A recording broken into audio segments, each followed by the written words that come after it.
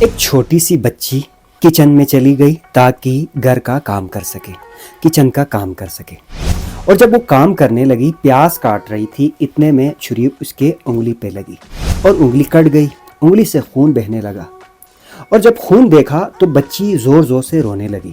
رونے کی آواز جب آ گئی تو اس کا والد صاحب ابو دوڑتے ہوئے کچن میں پہنچ گئے۔ کچن میں جب دیکھا اس کے ہاتھوں سے خون نکل رہا ہے تو ابو کا دل بہت ٹوٹ گیا، چونکہ اس کی بیٹی تھی، اب اسے رہا نہیں گیا، اور دوڑتے ہوئے وائف کے پاس گئے اور وائف کو ڈانٹنے لگے۔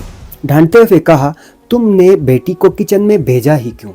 تمہیں کیا ضرورت تھی بچی کو کچن میں بھیجنے کا؟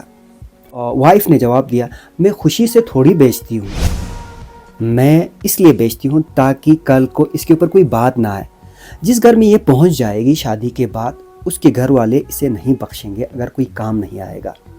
تو ہسبینڈ وائف کو ڈھانٹنے لگا اور کہا کہ تمہیں ضرورت نہیں، دنیا جو بھی کہے اس کو کچن بھیجنے کی بالکل بھی ضرورت نہیں ہے۔ بیٹی کی طرف دیکھا تو بیٹی بالکل بھی اس بات پہ خوش نہیں تھی، اور بیٹی ایک چیز دیکھ رہی تھی۔ بیٹی کیا دیکھ رہی تھی؟ بیٹی کی نظریں اپنے ماں کے ہاتھوں کے اوپر تھی، اور اس کے ماں کے ہاتھوں کے اوپر پرانے زخم نظر آ رہے تھے، کیونکہ جب وہ کام کرتی تھی کچن میں تو کئی دفعہ، متعدد دفعہ اس کے ہاتھ میں کٹ لگے تھے، اور یہ اب زخم بھر بھی گئے تھے۔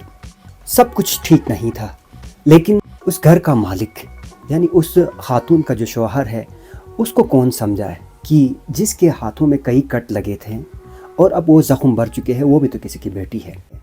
اگر تمام مرد دنیا میں موجود تمام خواتین کو برابر حقوق دے، برابر سمجھا، اس کو بھی کسی کی بیٹی، کسی کی بہن سمجھے، تو شاید خواتین اپنے حقوق کو حاصل کرنے میں ان کے لیے کوئی پریشانی نہیں ہوگی۔